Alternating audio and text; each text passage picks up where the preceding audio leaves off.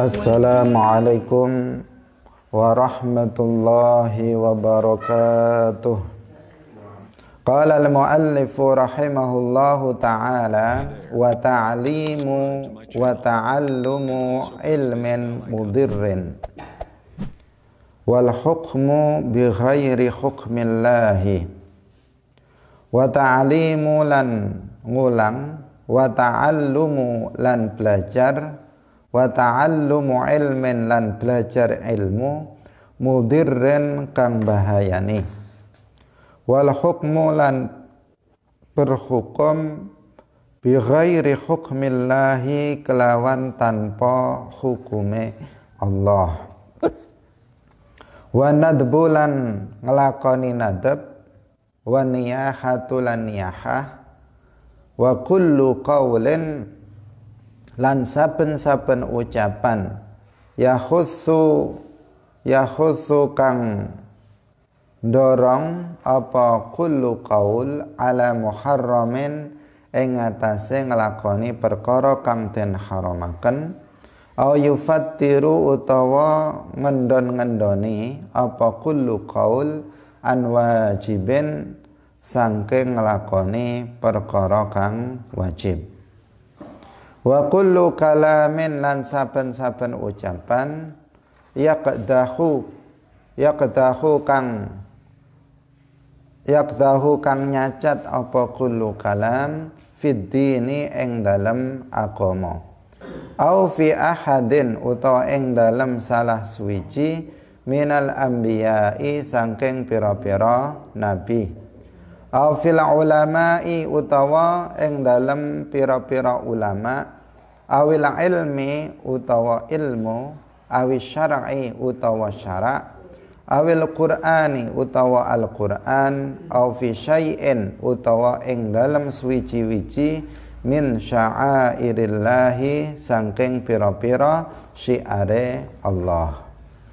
Kaum muslimin hadirin yang dirahmati oleh Allah Subhanahu wa ta'ala, di antara dosa lisan adalah mengajarkan ilmu yang membahayakan dan mempelajari ilmu yang membahayakan.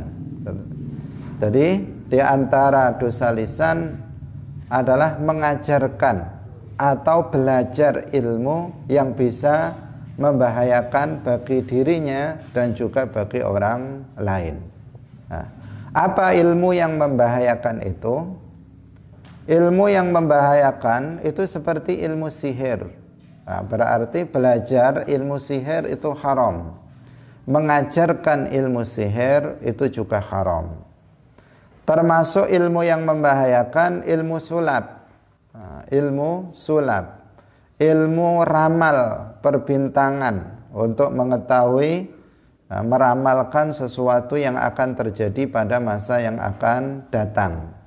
Ini disebut sebagai ilmu yang membahayakan. Nah, belajar ilmu-ilmu ini hukumnya haram. Mengajarkannya kepada orang lain ini juga hukumnya haram. Nggak boleh belajar ilmu sihir, karena ilmu sihir itu selain membahayakan orang yang belajar atau orang yang mengajarkannya, karena ilmu sihir ini ilmu setan, artinya ilmu yang diperoleh oleh seseorang, yaitu hubungannya dengan setan, bekerja sama dengan setan. Nah, maka di sini akan menggunakan ritual-ritual yang bisa merusak akidah orang tersebut, nah, sehingga diharamkan, dan juga akan bisa membahayakan orang lain. Nah, sehingga ilmu seperti ini adalah ilmu yang diharamkan. Kaum muslimin yang dirahmati oleh Allah Subhanahu wa ta'ala, ilmu itu bertingkat-tingkat kemuliaannya. Nah, ada ilmu yang haram untuk untuk dipelajari, ada ilmu yang fardu ain untuk dipelajari, ada ilmu yang fardu kifayah untuk dipelajari. Nah, kemuliaan sebuah ilmu itu tergantung kepada objek yang dipelajari. Jika objek yang dipelajari itu mulia, maka ilmu itu menjadi mulia. Jika objek yang dipelajari itu adalah ilmu yang tidak mulia, ilmu yang rendah, maka ilmu tersebut juga rendah. Qaidahnya mengatakan syaraful ilmi bi syarafil ma'lum. Keutamaan suatu ilmu itu tergantung kepada keutamaan objek yang dipelajari. Apa yang dipelajari? Jika yang dipelajari itu sesuatu yang mulia, maka ilmu itu menjadi ilmu mulia. Jika yang dipelajari itu adalah ilmu yang kajian yang dikaji, yang dipelajari dalam ilmu itu sesuatu yang buruk, yang tidak mulia, yang rendah, maka ilmu itu juga menjadi ilmu yang rendah. Nah, maka kemudian para ulama menjelaskan ilmu yang paling mulia itu adalah ilmu tauhid. Ilmu tauhid. Kenapa ilmu tauhid itu menjadi ilmu yang paling mulia secara mutlak? Karena objek yang dikaji dalam ilmu tauhid itu adalah ma'rifatullah wa ma'rifatur rasul. Ma'rifatullah, mengenal Allah dan mengenal Rasul. Padahal mengenal Allah dan mengenal Rasul, atau iman kepada Allah dan iman kepada Rasul, itu adalah perbuatan yang paling mulia. Rasulullah Shallallahu Alaihi Wasallam ketika beliau ditanya tentang amal perbuatan yang paling mulia, beliau menjawab, afdhalul a'mali imanun billahi wa rasulih. Amal perbuatan yang paling utama adalah iman kepada Allah dan Rasulnya. Iman kepada Allah dan Rasulnya ini di mana dipelajari? Dalam ilmu apa dipelajari? Dipelajari dalam ilmu tauhid.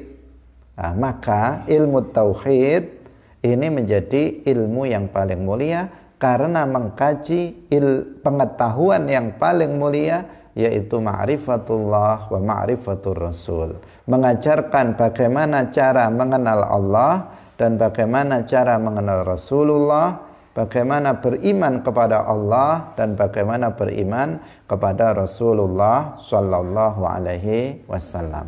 Nah, demikian juga ilmu-ilmu berikutnya, ilmu-ilmu yang membahas tentang masalah tata cara ibadah, tata cara sholat, tata cara wudhu, tata cara puasa, tata cara haji, tata cara zakat dan seterusnya. Ini juga menjadi ilmu yang mulia. Kenapa? Karena objek kajiannya, pembahasannya adalah terkait dengan bagaimana caranya agar ibadah kita itu sah. Sehingga ini menjadi ilmu yang mulia juga, termasuk di antara ilmu yang mulia. Tetapi ilmu yang paling mulia secara mutlak itu ilmu akidah. Karena pengetahuan yang paling mulia adalah ma'rifatullah, pengetahuan terhadap Allah dan Rasulnya. Kaum muslimin yang dirahmati oleh Allah Subhanahu wa ta'ala, para ulama ini sebagai tambahan faidah bagi kita. Para ulama membagi ilmu agama itu menjadi dua bagian. Ada ilmu agama yang hukum mempelajarinya fardu ain, wajib bagi setiap muslim untuk mempelajarinya. Siapapun tanpa pandang bulu, apakah dia laki-laki atau perempuan, apakah dia itu seorang pemimpin, presiden, gubernur, bupati, wali kota dan seterusnya sampai Pak RT, apakah dia rakyat biasa, maka dia wajib untuk mempelajari ilmu ini. Tidak boleh tidak. Selama dia adalah seorang muslim, maka dia wajib mempelajarinya. Ilmu ini disebut ilmu fardu ain. Ilmu din talabuhu fardun ainiyun. Ilmu agama yang hukum mempelajarinya adalah fardu ain. Nah, ilmu inilah yang dimaksud dalam hadis Rasulullah Shallallahu Alaihi Wasallam, talabul ilmi faridatun ala kulli muslimin. Mempelajari ilmu itu wajib bagi setiap muslim. Ilmu yang dimaksud dalam hadis ini itu ilmu apa? Yaitu ilmu yang hukum mempelajarinya fardu ain. Yaitu ilmu yang dibutuhkan oleh setiap muslim. Jadi ilmu yang hukum mempelajarinya fardu ain itu adalah ilmu yang pasti dibutuhkan oleh setiap muslim. Sehingga ilmu fardu ain ini biasa disebut dengan ilmu din ad-daruri. Ilmu din ad-daruri, yaitu ilmu agama yang pasti dibutuhkan oleh setiap muslim. Nggak ada orang yang nggak butuh kepada ilmu ini. Meskipun sebagian orang itu tidak ngomong kalau dia butuh terhadap ilmu ini, tetapi sesungguhnya hakikatnya dia pasti membutuhkannya. Tidak bisa tidak. Yaitu ilmu tentang dasar-dasar akidah, ilmu tentang dasar-dasar fikih, ibadah, ilmu tentang dasar-dasar akhlak. Ini tiga ilmu ini itu ilmu agama yang hukum mempelajarinya fardu ain, yang pasti dibutuhkan oleh setiap muslim. Dasar-dasar akidah itu seperti tentang ma'rifatullah, ma'rifatur rasul, yaitu ilmu tentang mengenal Allah dan mengenal rasulnya. Ini dasar akidah. Dasar-dasar ibadah itu seperti ilmu tentang taharah, tentang wudhu, tentang mandi, tentang istinja. Ini ilmu dasar taharah. Tentang ilmu dasar-dasar sholat, apa yang wajib, syarat wajibnya sholat, syarat sahnya sholat, rukunnya sholat, hal-hal yang membatalkan sholat, dan seterusnya. Ini hukumnya wajib untuk dipelajari oleh setiap muslim. Ilmu tentang puasa, bagaimana bisa sah puasanya, rukun puasa yang membatalkan puasa, ini juga ilmu fardu ain, dan seterusnya. Pokoknya ilmu yang menjadi menentukan keabsahan ibadah yang kita lakukan, apakah itu berupa sholat, apakah itu berupa puasa, apakah itu berupa haji, zakat, dan seterusnya, maka itu hukumnya adalah fardu ain bagi setiap muslim untuk mempelajarinya. Kaum muslimin yang dirahmati oleh Allah, kemudian dasar-dasar akhlak. Dasar-dasar akhlak ya tentang kewajiban hati, tentang dosa-dosa hati, tentang dosa-dosa lisan, dosa-dosa tangan, dosa-dosa kaki, dosa-dosa mata, dosa telinga, dosa perut, dan seterusnya. Ini apa? Tentang dasar-dasar akhlak, ilmu tentang dasar-dasar akhlak. Nah, kaum muslimin yang dirahmati oleh Allah Subhanahu wa taala, setiap orang pasti butuh ilmu yang kita sebutkan tadi. Dasar-dasar akidah dibutuhkan oleh kita untuk memastikan bahwa akidah kita itu benar, tidak melenceng dari akidah yang diyakini oleh Rasulullah dan para sahabatnya. Ilmu dasar-dasar fikih itu adalah untuk memastikan bahwa ibadah kita itu sah, sholat kita itu sah, puasa kita itu sah, wudhu kita sah. Itu kita pastikan dengan kita belajar ilmu ilmu dasar-dasar ibadah atau fikih. Yang ketiga, dasar-dasar akhlak itu untuk memastikan bahwa akhlak kita itu baik. Dan tiga-tiganya ini yaitu akidah, ibadah, dan akhlak ini merupakan ajaran pokok dari ajaran Islam. Ini yang diajarkan oleh Rasulullah Shallallahu Alaihi Wasallam kepada umatnya. Kaum muslimin yang dirahmati oleh Allah Subhanahu wa ta'ala. Ilmu yang kedua adalah ilmu agama yang hukum mempelajarinya fardu kifayah. Fardu kifayah artinya apabila telah dipelajari oleh sebagian muslim, maka yang lain tidak berdosa, tidak mempelajarinya. Misalnya dalam satu kampung sudah ada yang belajar ilmu tersebut, maka penduduk kampung yang lainnya tidak berdosa apabila dia tidak mempelajari ilmu tersebut. Misalnya ilmu bahasa Arab. Nah, dalam satu kampung harus ada orang yang belajar bahasa Arab. Nah, kalau misalnya tidak ada yang mempelajarinya, maka yang lain berdosa. Semuanya berdosa. Itu namanya fardu kifayah. Nah, seperti halnya merawat jenazah, itu fardu kifayah. Jika sudah ada satu orang yang merawatnya, memandikannya, mengkafaninya, mensolatinya, menguburkannya, maka yang lain tidak berdosa, gugur. Tetapi yang dapat pahala siapa? Orang yang merawatnya, itu yang dapat pahala. Nah, demikian juga mempelajari sebagian ilmu fardu kifayah ini.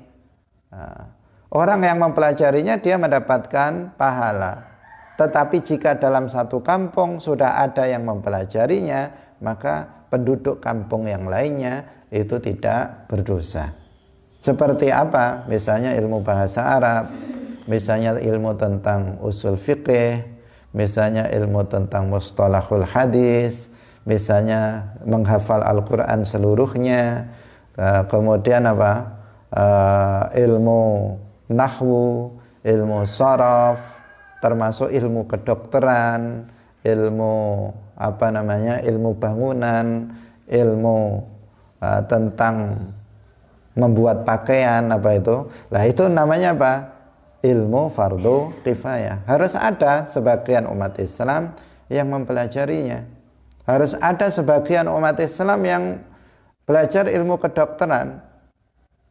Nah, sehingga kalau nanti ada umat Islam yang sakit, itu bisa berobat kepada orang ini. Kalau misalnya nggak ada orang Islam yang belajar kedokteran, bagaimana jika ada orang Islam yang sakit? Apakah mau berobat kepada orang kafir?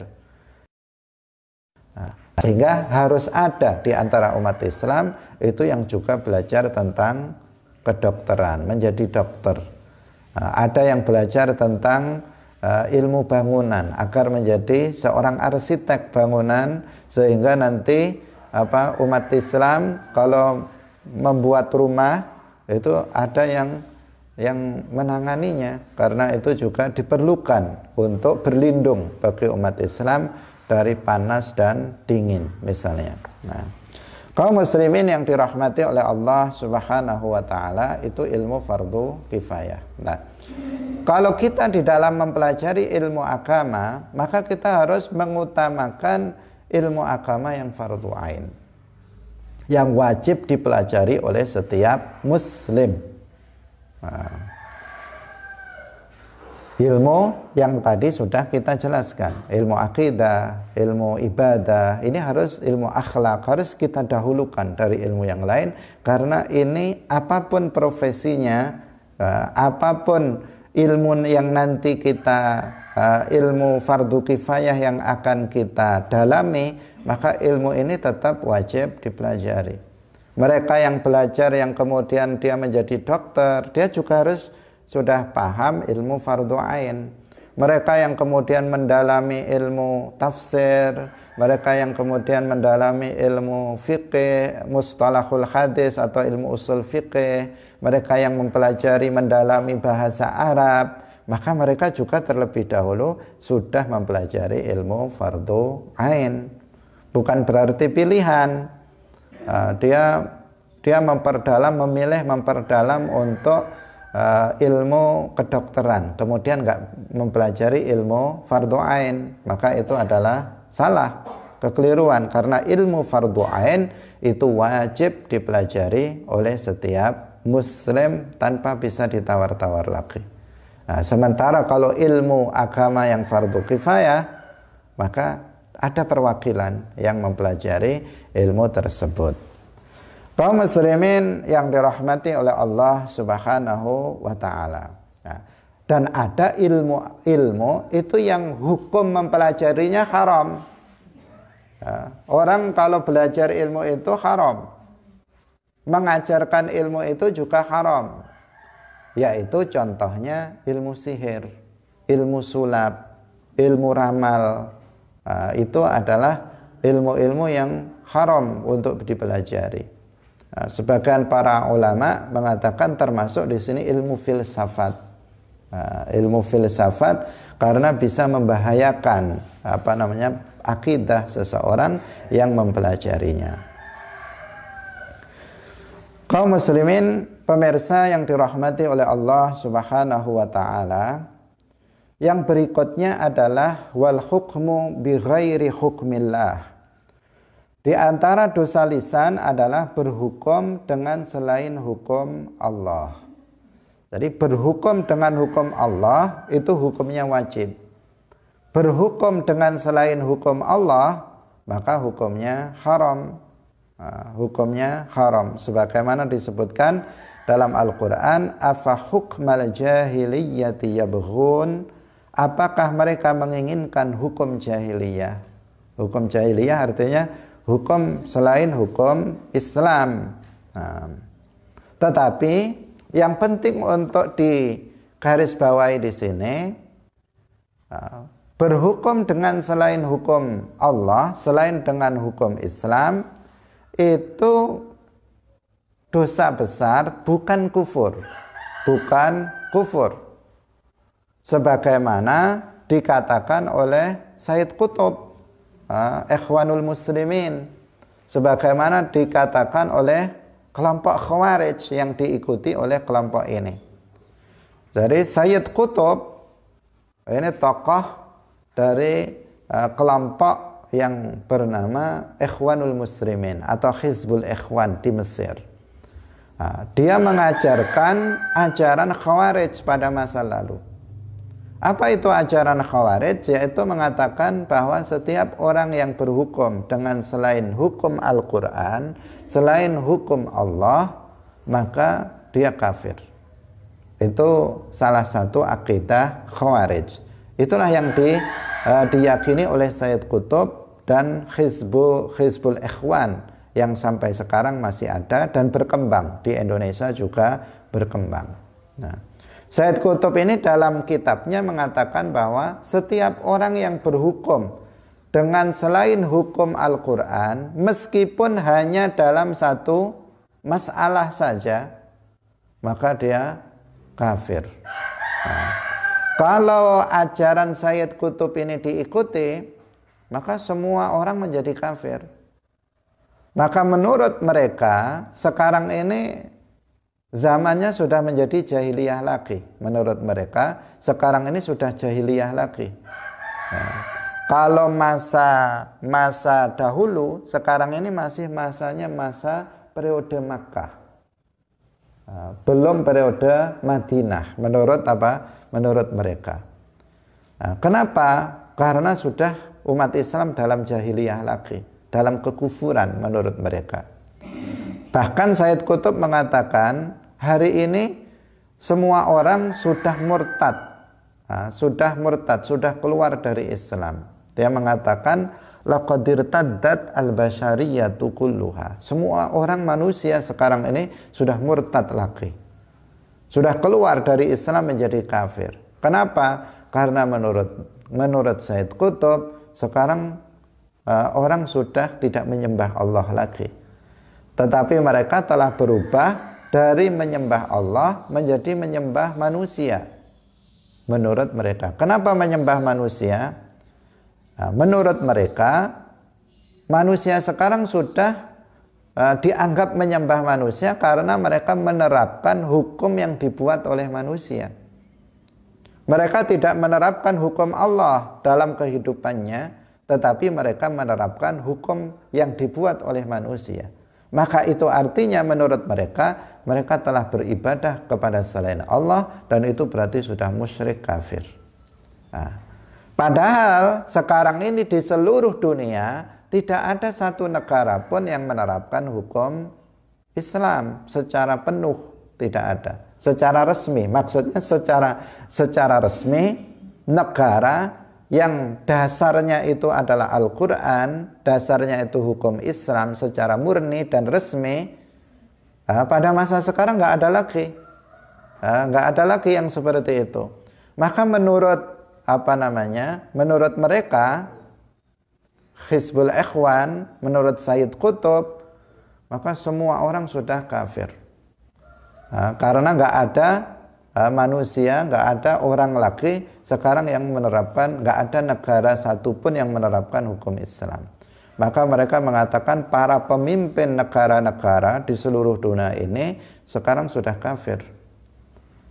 Orang-orang yang membantu menjaga negara-negara yang kafir ini, maka mereka juga kafir. Maka polisinya, tentaranya kafir.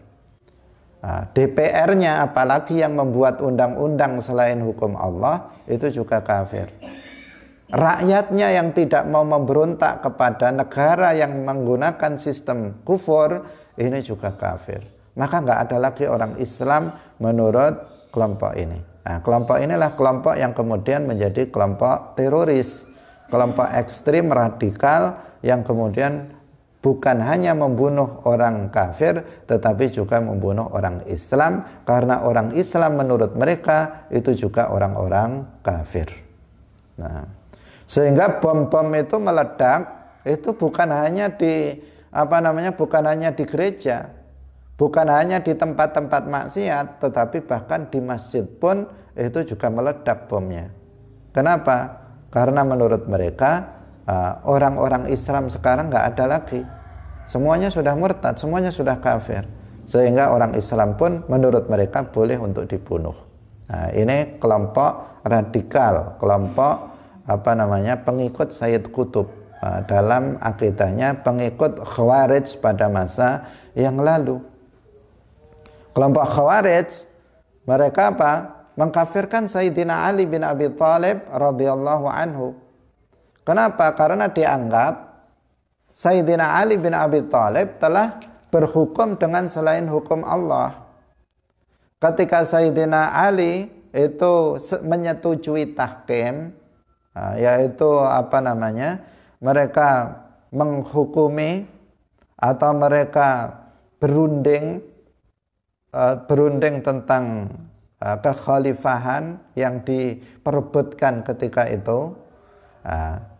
Kemudian Sayyidina Ali menyetujuinya, sehingga ada perundingan dari pihak Sayyidina Ali diwakili oleh sahabat Abu Musa al-Ash'ari, dan dari pihak Muawiyah bin Abi Sufyan diwakili oleh Amr bin al-As.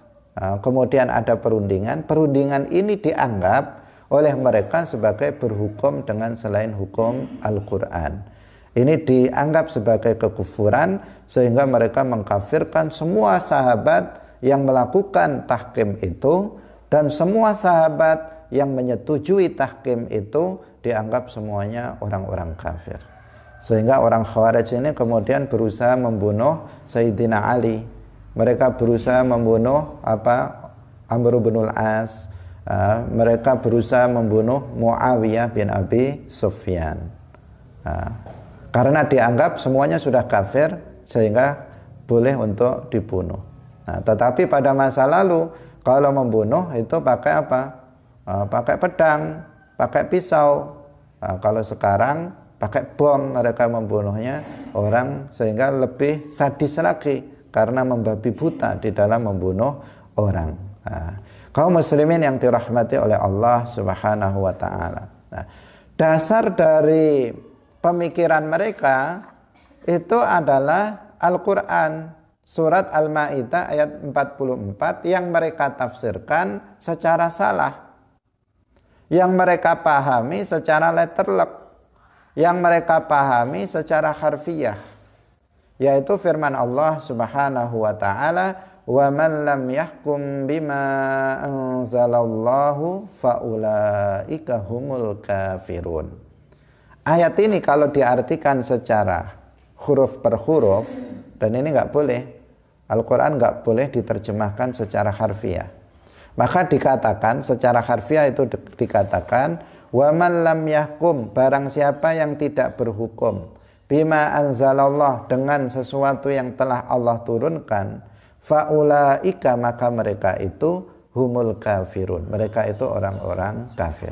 Nah, jadi zahirnya itu seakan-akan setiap orang yang berhukum dengan selain hukum Al-Quran, maka mereka itu kafir. Dan Khawarij, kelompok Khawarij menggunakan makna zahir dari ayat ini. Sayyid Qutb menggunakan makna zahir dari ayat ini, sehingga kemudian dia mengkafirkan semua manusia, semua umat Islam dikafirkan, dan mereka menjadi kelompok yang radikal, yang menjadi teroris, membunuh bukan hanya orang kafir tetapi juga membunuh umat Islam. Nah, penafsiran seperti ini adalah penafsiran yang salah. Al-Quran nggak bisa diterjemahkan secara harfiah kemudian dipahami apa adanya seperti itu. Nah, karena ayat Al-Quran itu harus dipahami secara komprehensif, secara lengkap, harus melihat kepada ayat yang lain, harus melihat kepada hadis-hadis Rasulullah, baru seseorang bisa memahami Al-Quran itu dengan benar. Tidak bisa satu ayat diambil kemudian mengabaikan ayat-ayat Al-Quran yang lainnya, tidak bisa. Satu ayat dipakai kemana-mana, itu yang dipakai, sementara ayat yang lain diabaikan, tidak ditengok sama sekali. Akhirnya apa? Menjadi salah dalam memahami ayat Al-Quran. Nah, ayat ini, wa man lam yahkum bima anzalallahu faulaika humul kafirun, sudah dijelaskan oleh para ulama, bahkan dari kalangan para sahabat sudah menjelaskan ayat ini. Nah, di antara penafsirannya adalah penafsiran yang ditafsirkan oleh sahabat Abdullah bin Abbas. Ibnu Abbas di dalam Islam itu dikenal dengan tarjumanul Quran, orang yang paling ahli dari kalangan umat Nabi Muhammad, yang paling ahli terhadap tafsir Al-Quran adalah Abdullah bin Abbas. Karena ketika kecil Abdullah bin Abbas ini didoakan oleh Nabi, dipegang kepalanya kemudian didoakan Allahumma faqihu fid din wa 'allimhu ta'wil dalam sebagian riwayat. Jadi didoakan oleh Nabi akan menjadi agar beliau diberikan ilmu tentang tafsir. Sehingga dikabulkan doa beliau, doa Rasulullah ini, sehingga Abdullah bin Abbas ini menjadi mufassir nomor 1 dari umat Nabi Muhammad sallallahu alaihi wasallam. Kalau bicara tafsir, maka Ibnu Abbas radhiyallahu anhu itu yang menjadi rujukan. Bagaimana Ibnu Abbas radhiyallahu anhu menafsirkan ayat ini? Wa man lam yahkum bima anzalallahu faulaika humul kafirun. Ibnu Abbas mengatakan maknanya adalah kufrun duna kufrin. Kufur dalam ayat itu adalah kufur di bawah kekufuran, bukan kufur yang mengeluarkan seseorang dari Islam.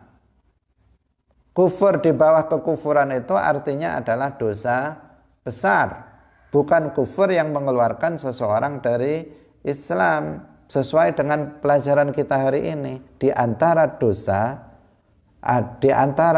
lisan adalah berhukum dengan selain hukum Al-Quran, selain hukum Allah, itu termasuk dosa besar. Nah, di sini makna faulaika humul kafirun artinya mereka itu jatuh pada dosa besar. Bukankah sebelumnya kita sudah membahas beberapa hadis Nabi yang mengatakan bahwa sibabul muslim fusuqun wa qitaluhu kufrun. Apakah kita kemarin menjelaskan bahwa membunuh seorang muslim itu hukumnya kufur? Tidak. Yang dimaksud wa qitaluhu kufrun artinya membunuh seorang muslim itu adalah dosa besar.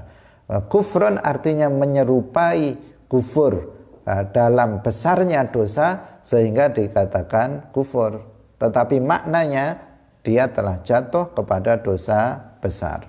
Nah, demikian juga dalam ayat ini Ibnu Abbas radhiyallahu anhu mengatakannya bahwa yang dimaksud di situ kufrun tuna kufrin, kufur di bawah kekufuran. Jadi kufur yang bukan kufur yang mengeluarkan seseorang dari Islam, tetapi maknanya adalah dosa besar. Nah, ini penafsiran dari sahabat Ibnu Abbas radhiyallahu anhu. Kemudian yang kedua, penafsiran dari sahabat yang lain, namanya Al-Barra ibn Azib. Ini juga sahabat Rasulullah Shallallahu Alaihi Wasallam. Beliau mengatakan bahwa ayat ini terkait dengan sababun nuzul dari ayat ini. Jadi terkait, harus dipahami sesuai dengan sababun nuzul dari ayat ini. Apa sababun nuzul? Sebab turunnya ayat ini. Ayat ini terkait dengan orang Yahudi.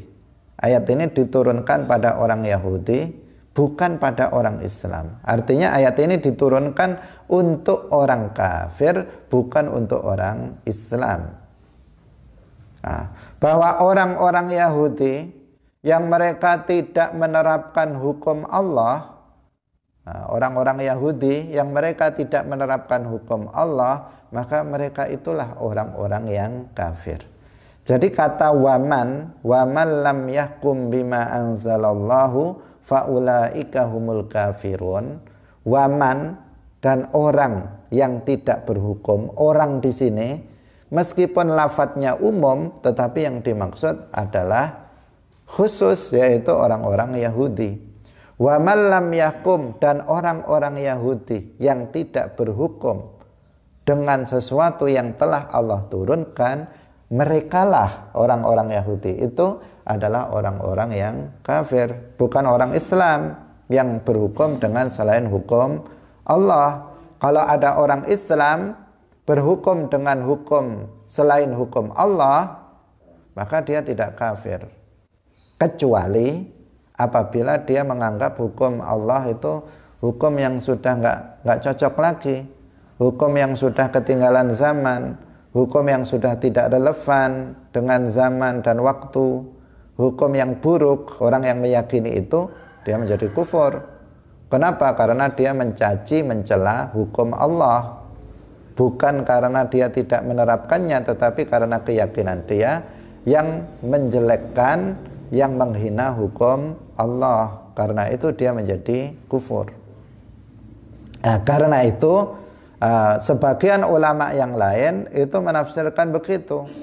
Barang siapa wa man lam yakum bima anzalallahu faulaika humul kafirun, artinya orang yang tidak berhukum dengan apa yang telah Allah turunkan karena ingkar terhadap hukum Allah, maka mereka itulah orang-orang kafir. Jadi yang kafir itu mereka yang berhukum dengan selain hukum Allah, dengan mengingkari hukum Allah, dengan mengatakan hukum Allah ini udah nggak cocok, nggak sesuai dengan zaman dan sebagainya. Itulah yang dihukumi jatuh kepada kekufuran. Bukan setiap orang yang berhukum dengan selain hukum Allah. Nah, kita orang Islam itu tetap meyakini bahwa hukum Allah itu hukum yang sesuai dengan zaman dan yang paling sesuai dengan tempat. Dimanapun seseorang berada, maka hukum Allah yang paling sesuai untuk diterapkan. Kapanpun kita berada, di zaman apapun kita berada, maka hukum Al-Quran, hukum Allah, ini hukum yang paling sesuai. Itu keyakinan kita di dalam hati kita. Tetapi kita tidak meyakini bahwa orang yang berhukum dengan selain hukum Allah ini menjadi kafir secara mutlak. Kita tidak mengatakan seperti itu sebagaimana dikatakan oleh kelompok teroris, kelompok pengikut Sayyid Qutb. Kaum muslimin yang dirahmati oleh Allah, ini harus dipahami betul-betul agar seseorang tidak terjerumus kepada paham yang ekstrim, paham yang menyimpang dari pemahaman yang benar. Tetapi jangan sampai juga kita menjadi menjadi liberal sehingga menganggap bahwa hukum Islam itu hukum yang tidak lagi layak untuk diamalkan. Itu namanya ekstrim kiri. Sebagian orang menghindari ekstrim kanan kemudian menjadi ekstrim kiri. Ahlus sunnah wal jamaah itu di tengah-tengah, tidak ekstrim kanan juga tidak ekstrim kiri. Kita menempatkan hukum sesuai dengan tempatnya, sesuai dengan penjelasan Al-Quran dan hadis sebagaimana dipahami oleh para ulama, sebagaimana dipahami oleh para sahabat dan ulama-ulama berikutnya. Kaum muslimin yang dirahmati oleh Allah Subhanahu wa ta'ala. Kita lanjutkan kembali. Wa nadbu wa niyahatu wa kullu qawlin yakhuthu ala muharramin aw yufattiru an wajibin. Di antara dosa lisan adalah nadab dan niyahah. Nadab itu apa? Nadab itu adalah menyebutkan kebaikan-kebaikan mayit dengan mengeraskan suara yang ditujukan pada mayit dengan perkataan misalnya duhai pelindungku, duhai pengayomku, duhai sandaranku dan sebagainya. Jadi ada misalnya suaminya meninggal, kemudian istrinya teriak-teriak, nangis, histeris sambil memuji-muji suaminya. Dia teriak-teriak yang dituju adalah suaminya dengan mengatakan wahai pelindungku. Dia nangis seperti itu. Itu namanya apa? Nadab. Itu hukumnya haram. Tak boleh seseorang seperti itu. Kalau menangis boleh saja menangis, tetapi tidak diiringi dengan niyahah ataupun nadab. Lah niyahah itu apa? Niyahah itu menjerit-jerit dengan nada tidak bersabar terhadap musibah kematian itu.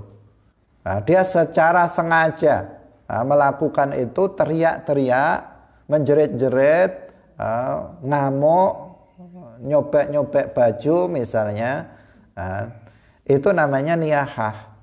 Ini juga hukumnya haram. Ini biasanya dilakukan oleh kaum perempuan, nadab dan niyahah ini.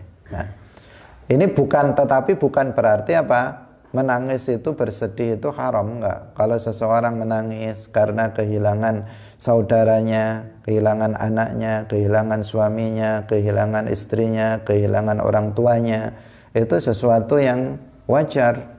Rasulullah Shallallahu Alaihi Wasallam juga pernah menangis ketika ditinggal oleh salah satu putranya wafat. Tetapi sekedarnya, tidak kemudian seseorang teriak-teriak, menjerit-jerit, tidak seperti itu. Atau yang tadi nadab itu dengan apa? Memanggil-manggilnya, menyebut-nyebut kebaikan dari suaminya, ya, atau kebaikan dari ayahnya dengan teriak-teriak. Ini berdasarkan hadis Rasulullah Shallallahu Alaihi Wasallam. Sautani mal'unani fid dunya wal akhirah, mizmarun inda ni'matin wa rannatun inda musibatin. Ada dua suara yang dilaknat di dunia dan di akhirat. Yang pertama adalah seruling ketika mendapatkan nikmat, dan yang kedua jeritan nihaya, jeritan yang tadi itu niyahah ketika seseorang mendapatkan musibah. Itu adalah suara yang dilaknat baik di dunia maupun di akhirat. Jadi bermain seruling misalnya, itu artinya bermain musik yang diharamkan, itu mal'un, dilaknat, suara yang dilaknat. Demikian juga suara yang berisi jeritan niyahah, jeritan yang tadi itu karena tertimpa musibah sehingga dia menjerit-jerit, itu juga suara yang dilaknat oleh Allah Subhanahu wa ta'ala. Tapi di sini perlu diperhatikan bahwa hadis yang berbunyi al-mayyitu yu'adzabu fi qabrihi bima niha alaihi, ini harus dipahami secara benar, tidak boleh dipahami secara harfiah. Karena kalau secara harfiah makna hadis ini adalah setiap mayat itu disiksa dalam kuburnya disebabkan ratapan daripada orang yang ditinggalkannya. Jadi kalau ada seseorang, ini secara makna zahir, dan makna ini tidak benar. Nah, makna ini tidak benar.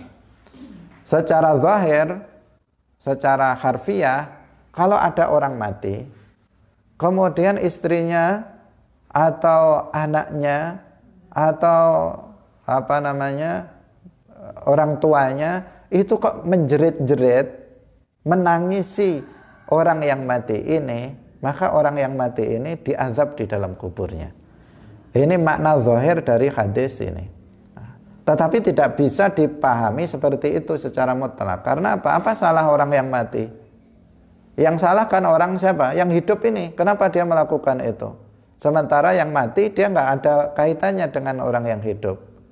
Maka di sini para ulama menjelaskan bahwa makna hadis ini adalah apabila si mayit itu berwasiat kepada keluarganya untuk melakukan niyahah. Dia sebelum mati mengatakan, jika nanti aku mati, tolong ditangisi ya, misalnya ditangisi dengan niyahah, dengan menjerit-jerit misalnya. Dia berwasiat seperti itu, maka mayitnya itu nanti akan diazab di dalam kuburnya karena dia berpesan mewasiatkan kepada orang hidup agar melakukan dosa. Ini yang pertama menurut sebagian ulama. Nah, yang kedua, dia tidak melarangnya padahal dia menduga kuat bahwa jika dia mati keluarganya itu akan melakukan niyahah. Ini menurut maksud dari hadis ini. Jadi dia tahu kalau dia sudah sakit, dan dia tahu kalau keluarganya nanti, kalau dia mati maka keluarganya akan melakukan niyahah. Dia akan menangis dengan menjerit-jerit histeris, akan melakukan seperti itu. Nah, di sini kalau dia tidak memberi nasihat, misalnya mengatakan nanti kalau saya mati kalian jangan niyahah, jangan menjerit-jerit. Nah, misalnya, kalau dia tidak ngomong seperti itu kepada keluarganya, maka dia baru diazab di dalam kuburnya. Tetapi jika dia sudah memberitahu, kemudian atau dia nggak ada dugaan bahwa menganggap bahwa keluarganya itu kuat, kemudian dia tidak berwasiat seperti itu, maka ya dia tidak diazab di kuburnya karena masalah niyahah itu. Nah, ini penting untuk kita pahami hadis ini dengan benar. Karena kalau orang Wahabi itu memahami hadis ini secara harfiah. Pokoknya kalau ada orang mati kok ditangisi oleh keluarganya, maka mayitnya diazab di dalam kuburnya. Nah, tidak seperti itu. Tidak mutlak seperti itu. Tetapi diazab di dalam kuburnya apabila mayitnya itu berwasiat agar diratapi. Berwasiat, sudah pesan nanti tolong diratapi, sudah pesan seperti itu, atau dia tidak menasihati, sudah tahu ini nanti pasti keluargaku akan meratapi kematianku, maka dia harus menasihati jangan sampai diratapi. Jika dia tidak melakukan itu, maka nanti dia bisa diazab di dalam kuburnya. Nah, kaum muslimin yang dirahmati oleh Allah Subhanahu wa taala, sampai di sini pengajian kita pada pagi hari ini. Insya Allah besok akan kita lanjutkan kembali. Tetap kita masih dalam pembahasan dosa-dosa lisan, karena memang dosa lisan ini dosa yang paling banyak dilakukan oleh manusia. Semoga bermanfaat. Barakallahu fikum. Wallahul muwaffiq ila aqwamit thariq. Wassalamualaikum warahmatullahi wabarakatuh.